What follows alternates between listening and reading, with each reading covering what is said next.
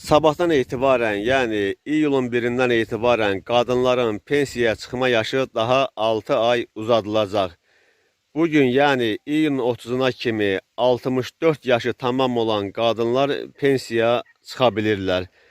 Bu məsələ əmək pensiyaları haqqında qanunun 7-ci maddəsi ilə tənzimlənir. Azərbaycanda 2017-ci ildən bəri qadınların pensiya yaşı 6 ay, hər il 6 ay uzadılır. Artıq 2017-ci ildən bu proses başlayıb.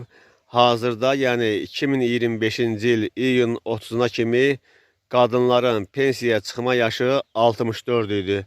Amma sabahdan, yəni iyulun 1-dən etibarən 64 yaş yarımı tamam olmuş qadınlar pensiyaya çıxa biləcəklər.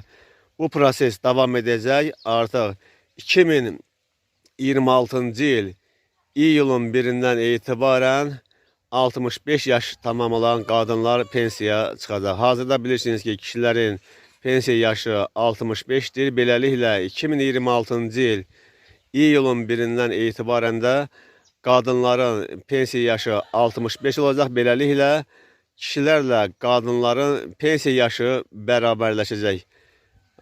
Qadınlar sabahdan, yəni iyulun 1-dən etibarən 64 yaş yarımı tamam olmuş qadınların əgər pensiya kapitalında, sığorta hesabında və pensiya kapitalı varsa, o əmək pensiyası alacaq. Amma pensiya kapitalı olmayan, sığortası olmayan qadınlar isə yəni sosial müavinət alacaq. Yəni 220 manat alacaq. Əgər dediyim kimi pensiya kapitalı varsa 220 manatdan yuxarı olacaq, yəni əmək pensiyası olacaq.